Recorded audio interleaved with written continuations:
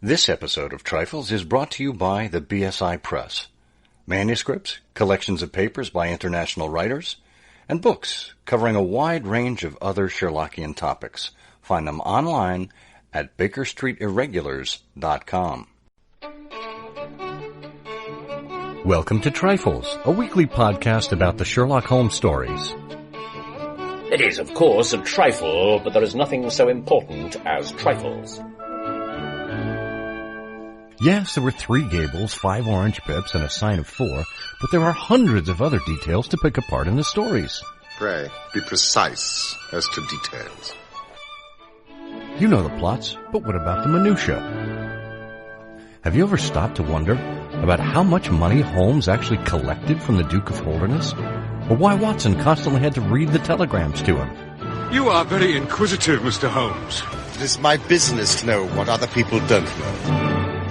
Scott Monty and Burt Wolder will have the answers to these questions and more in Trifles. The game's afoot. Episode 197. The Dates of the Hound of the Baskervilles. Well, hello and welcome to Trifles, the Sherlock Holmes podcast where we look at some of the details in the Sherlock Holmes stories. I'm Scott Monty. I'm Burt Wolder. Burt, are you ready to get all calendrical? I am. I am beautifully calendrically shaped and ready to go. You're no square as far as I'm concerned. Well, this is episode 197. You can find the show notes for this episode at ihose.co/trifles197, all lowercase. That'll take you to SherlockHolmesPodcast.com to the specific entry for this episode's show notes. Anything we talk about in the show that needs linking, we will have it there. And you can also leave us a comment and figure out a way to support the show. You know, you can support us by doing a number of things. You can tell other people about it. You can leave us a review or a rating. You can join us on social media. We are I Hear of Sherlock on Instagram, YouTube, Facebook, and Twitter. Or you can figure out which method you'd like to use to support us financially. PayPal or Patreon are 2 options. We have a number of people who are donating to us for as little as $1 a month, and we really appreciate that. It may seem like a small amount, but every little bit helps because we need to pay for the things that go into this, not only research, but also hosting costs and email and all of the rest. So we thank you for that, and we look forward to continuing to do this for the foreseeable future. Well, in the Hound of the Baskervilles, this is an interesting story because it's a story that takes us all over the calendar in terms of years and even centuries. And there's an interesting bit of a timeline here. And I'm not only talking about the chronology within this story, but the chronology within the canon and with respect to its publication dates. So, Bert, why don't we set the stage and let's talk about what we know about the Hound of the Baskervilles and its timeline in the publication of the Strand Magazine and all the rest of the Sherlock Holmes stories. Yes, why don't we talk about that? Well, and I'm happy to entertain reasons why we should not talk about it, but I'll save that for later. Well, the date given by Watson in the story is 1889. Now, we should remind our listeners that when The Hound of the Baskervilles was first revealed to a reading public, it was revealed as a previously unpublished case of Sherlock Holmes because Holmes was believed to have died at the Reichenbach and was no longer with us. And so this was brought to the public by Watson as a prior case of Sherlock Holmes. So Watson tells us that it is. And what was the date that Holmes went over the Reichenbach? Well, that's a good question. I don't quite.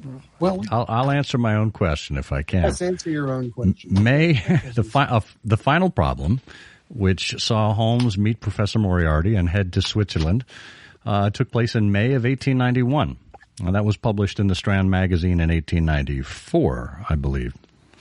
And that was the last time Sherlock Holmes was heard from for a good 10 years, if I'm not mistaken. Yeah, no, I don't think you are mistaken.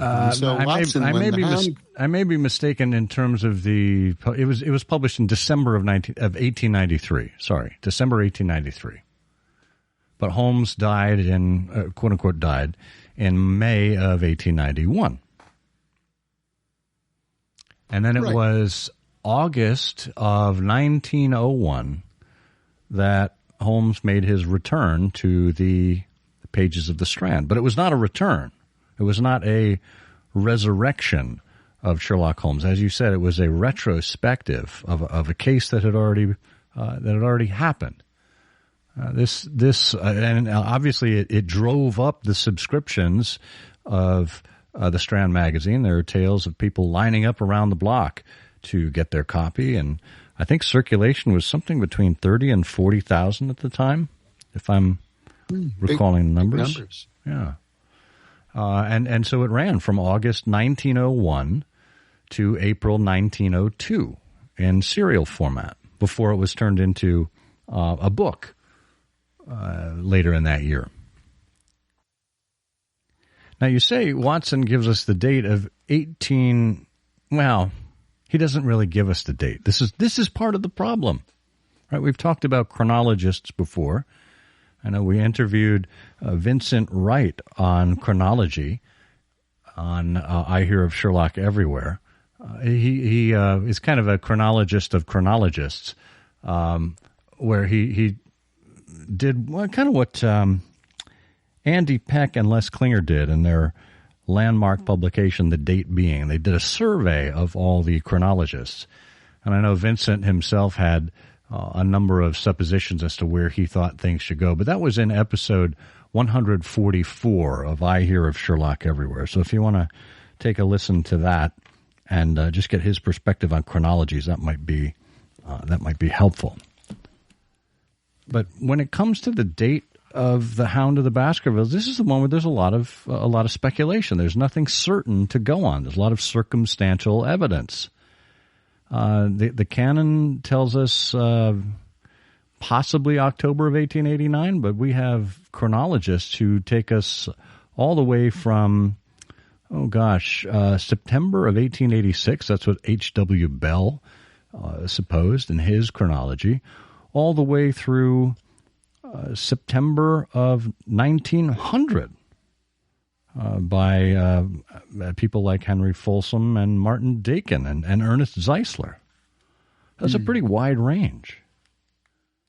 Well, it is, and I tend to be a fan of the old Baring Gould chronology, which is always my starting point before I sort of refine and think about some of these other chronological issues. And Baring Gould put it in September of 1888. But now that we've started talking about this, I haven't looked at the Hound lately. What is there anything declarative by Watson about the date? That's a good question.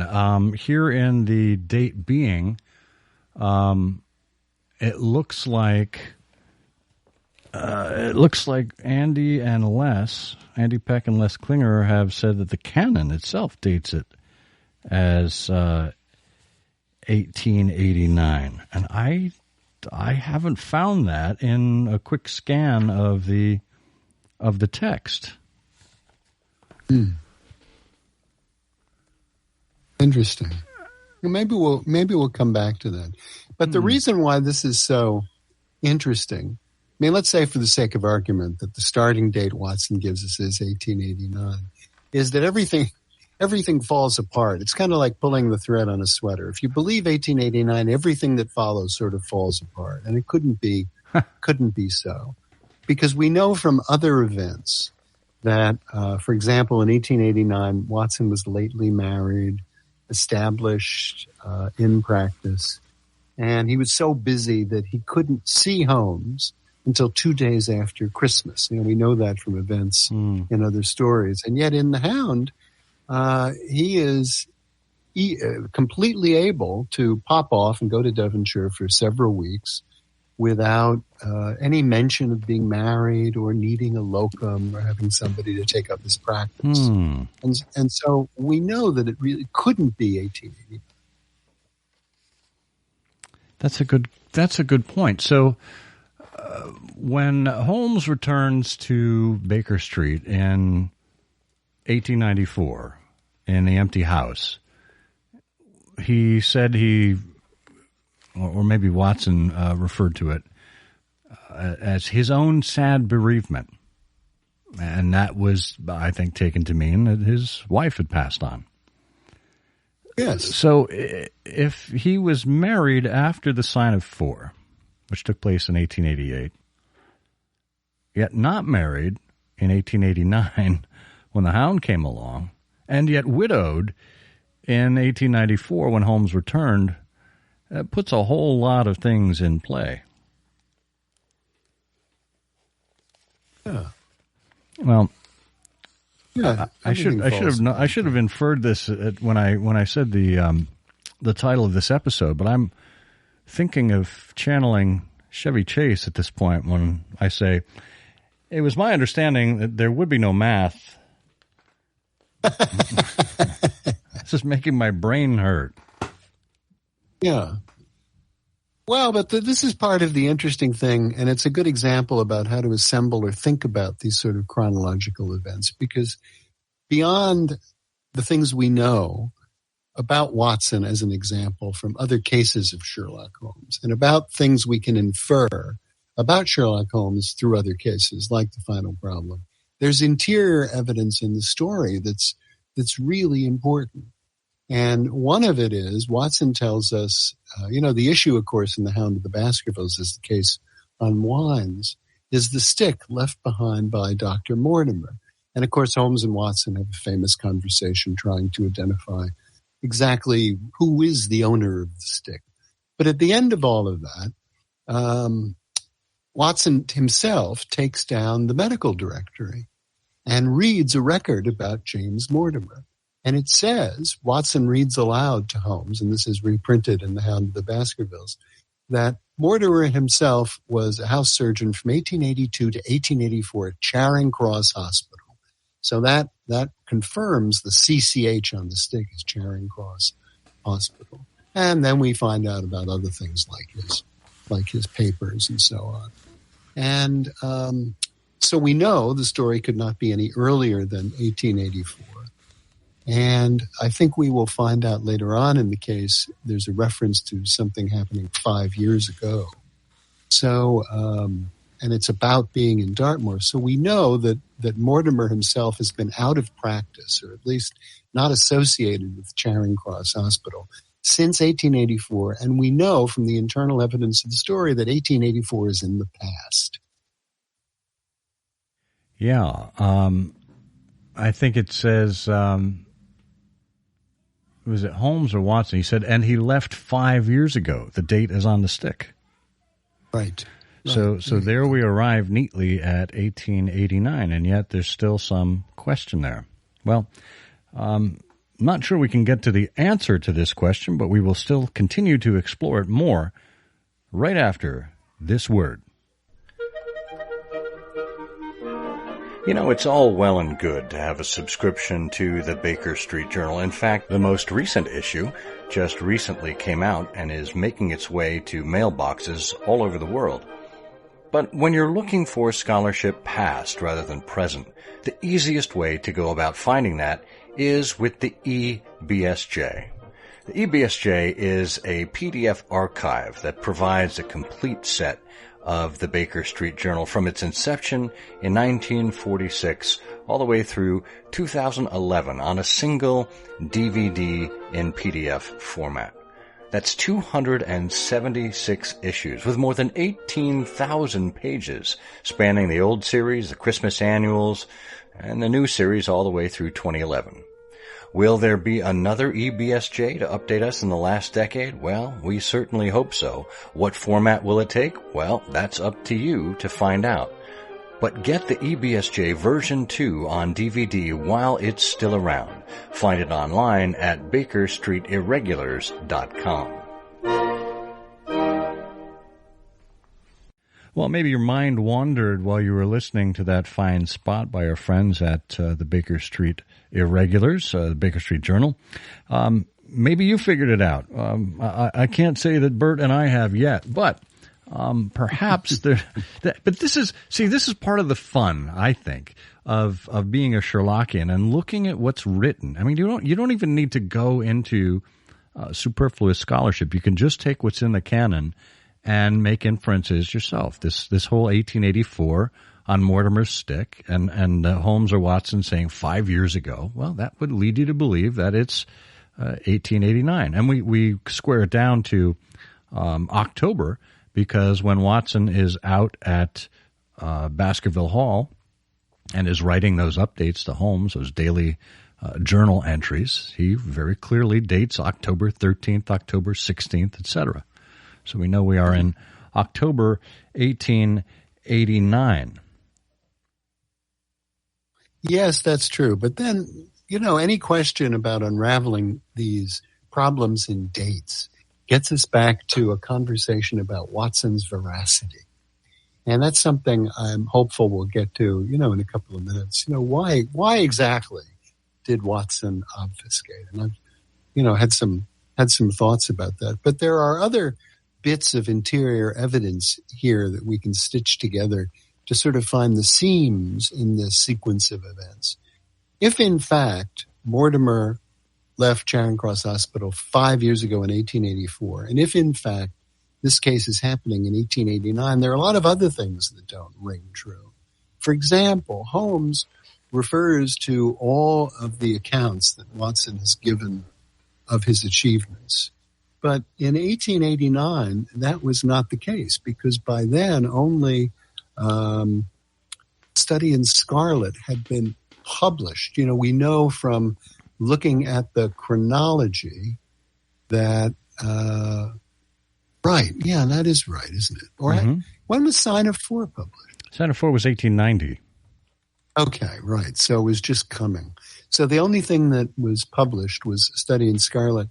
And so therefore Holmes referring to all the accounts Watson has given of his achievements just doesn't ring true at all. And nobody in the case would have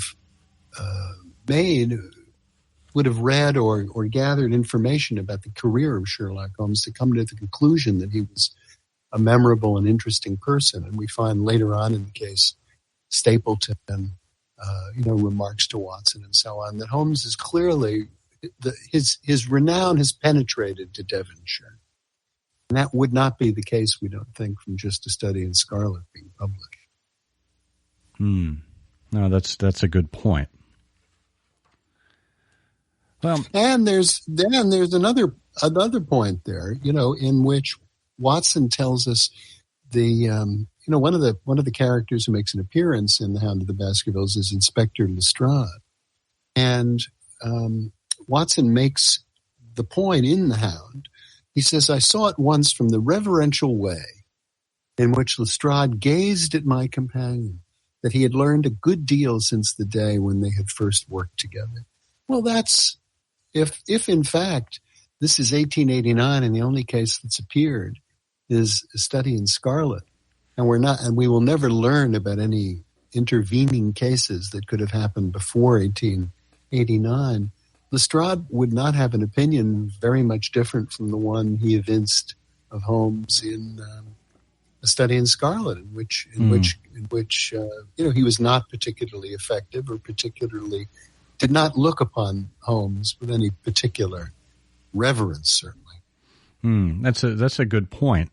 When we think about one of the times when Lestrade was the most deferential or reverential toward Sherlock Holmes, it's that classic scene at the conclusion of The Six Napoleons, when he says, we're not jealous of you down at Scotland Yard. No, sir.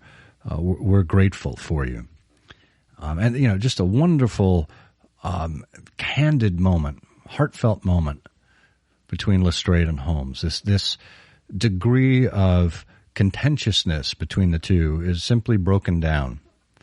And when we look at the date of The Six Napoleons, chronologists generally agree, with the exception of maybe two, and we're talking out of maybe a dozen to 20 or so, somewhere in there, that the Six Napoleons took place in 1900. So how are we to move from, this clear disdain in A Study in Scarlet to this reverential notion in 1900 and putting the Hound of the Baskervilles along that spectrum? Yeah, it's a it's a real puzzle. And then, you need to go on and think about what else happened in the early 1890s. We've already mentioned Holmes's return and so on. It's fascinating. And then, I am not the type of chronologist. I'm an armchair chronologist at best. But I know that there are the types like Baring Gould and others who have gone so far as to look at train tables and to look at the phases of the moon and compare those to Watson's descriptions with when they left, or what the scene was at night, which is a remarkable bit of deduction and wizardry when it comes right down to it. But again, we can reach conflicting conclusions from any of those as well, and it's kind of like Sherlock Holmes says of circumstantial evidence, that when you look at it one way, it tells one story, and then when you turn it around, it tells a completely different one. Well, the best kind of narrator, I think, is the unreliable narrator. And you think about how this is worked out in fiction over the years. The greatest examples, I think, are Agatha Christie's, who will present a story occasionally, at least once, where it turns out that the narrator is completely reliable. You, the reader, have just not tumbled to the fact that the narrator is the murderer. But we know that Watson is a notoriously unreliable narrator in the events and inconsistencies he reports. And then so the question is, why in the case of the Hound of the Baskervilles would Watson obfuscate? Is it because he's putting together the events and cleaning them up and changing some sequences to make a better story? Is it because someone is still alive from this particular case who would be whose character would be somehow impugned by these events becoming public, and so therefore Watson needs to change the date? Is it because something illegal is involved and the Victorian equivalent of the statute of limitations requires a change in the date? That is the reasons that why Watson might have done things like this have always attracted me more than coming to some conclusion about what the date really was. And my opinion here, which I've never really put into a paper, is that Watson was making a living on the cases of Sherlock Holmes, and we can reliably view from the publication history the fact that Holmes was believed dead when this case was actually published. I have the feeling that Watson may have just put together a series of cases into one case, and that there was, an interesting story around the Stapletons somewhere out in the country, somewhere. There could have been an interesting story involving Laura Lyons, and there could have been some events around hunting down the convict Selden, and there could have been something involving a baronet named Sir Charles Baskerville or something similar, who might have been poorly diagnosed or might have been murdered or might have had suffered some sad end, and that Watson put them together in one case to our longstanding benefit. As you were putting that theory together, I think I landed on the reason. Aha, and that is? Remember, in The Hound of the Baskervilles, there is one particular colorful, flowery character by the name of Mr. Franklin. And Mr. Franklin was extremely litigious. I'll see you in court, sir. That's exactly what Watson was afraid of. He was afraid of a lawsuit. and he had to mess with the dates in order to come up with a believable narrative that didn't harm the identity or the wherewithal of some of the players in the story. Well, Holmes must have turned to him and said, Watson, I see that you've changed all the dates in your record of the Hound of the Baskervilles. Oh, yes, Holmes, I had to do it. I didn't want to be slapped with a lawsuit from Mr. Franklin. Holmes probably remarked, Watson, what a thing to worry about. A lawsuit from Franklin. It's just a trifle. It is, of course, a trifle, but there is nothing so important as trifles. Please join us again next week for another installment of Trifles. Show notes are available on SherlockHolmesPodcast.com. Please subscribe to us on Apple Podcasts and be sure to check out our longer show, I Hear of Sherlock Everywhere, where we interview notable Sherlockians and share news of the Sherlockian world. You've taken my breath away, Mr. Holmes. It's an ugly, dangerous business, Watson. Believe me, I shall be very glad to have you back safe and sound in Baker Street once more. Thank you, Holmes.